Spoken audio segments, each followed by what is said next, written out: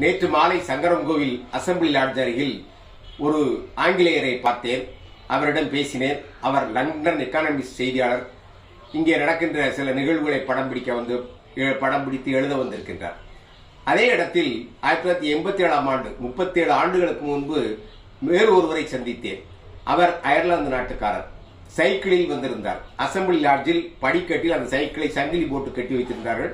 அப்போது அப்படி ஒரு சைக்கிள் இங்கே இல்லை. அவர் யார் என்று கேட்டேன். அயர்லாந்து நாட்டில் மீன்பிடி கப்பலில் வேலை பார்க்கின்றார். ஆண்டில் 10 மாதங்கள் வேலை பார்ப்பார். 2 மாதம் சைக்கிள் எடுத்துக்கொண்டு இப்படி உலகம் சுற்றி வருகிறேன் என்றார். அவரை என் வீட்டுக்கு அழைத்து வந்தேன். அன்று எங்கள் வீட்டில் நடந்த ஒரு நிகழ்வில் தரையில் உட்கார வைத்து வாழை இலை போட்டு இட்லி, சாம்பார், தோசை எல்லாம் கொடுத்தோம். நன்றாக சாப்பிட்டார். பெண்கள் பட்டுச்சேலை அணிந்திருந்தார்கள், நகைகள் அணிந்திருந்தார்கள். எல்லாத்தையும் படம் பிடித்துக் கொண்டார். எதற்காக சொல்ல வருகின்றேன், இந்த செய்தி அன்று அந்த நிகழ்ச்சிக்கு வந்திருந்த தினகரன் செய்தியாளர் எழுதி அப்பொழுது நெல்லை தினகரில் வந்தது. இதை உலகம் சுற்றும் வாலிபன் என்ற பயண நூலில் பதிவு செய்திருக்கின்றேன்.